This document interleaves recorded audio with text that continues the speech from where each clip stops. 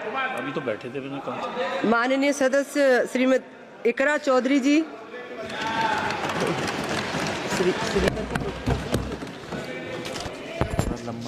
Thank you, Speaker, ma'am.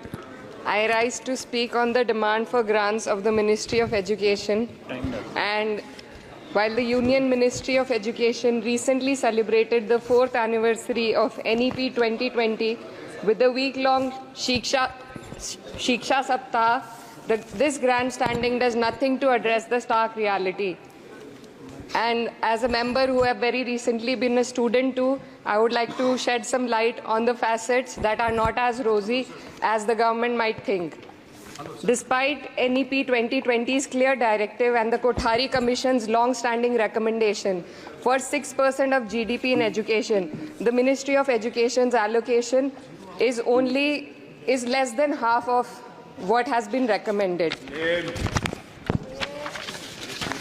The biggest cut has been for the University Grants Commission, which saw a 61% dropping from 6,409 crores to only 25 crore this time, which will affect the higher education of our country.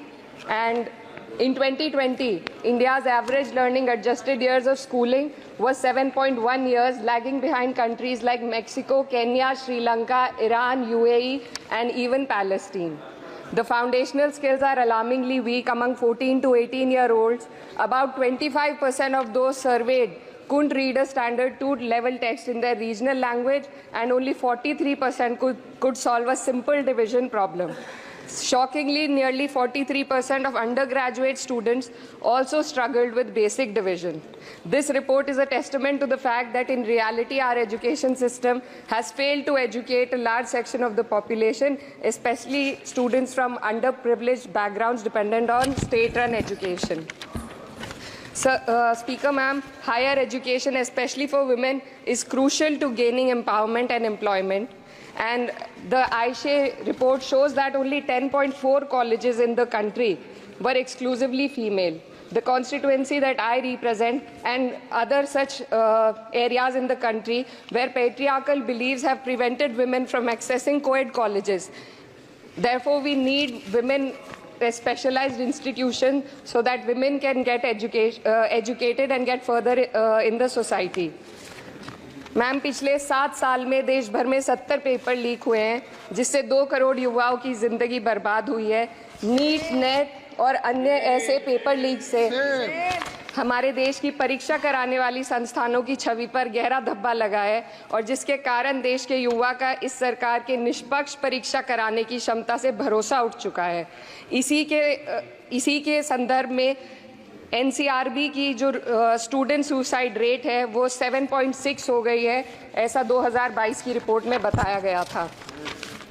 Ma'am, similarly, the situation is for the NET and DU LLB entrance examination. The abrupt cancellation and the mismanagement of the NTA is a crucial issue that the government needs to look into.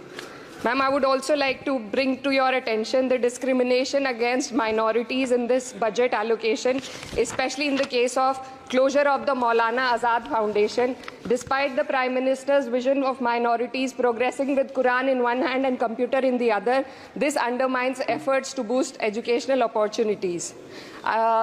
What we also need in today's time is quality STEM education, as outlined by India's National Education Policy 2020, and it is crucial for fostering critical thinking and preparing our youth for 21st century challenges.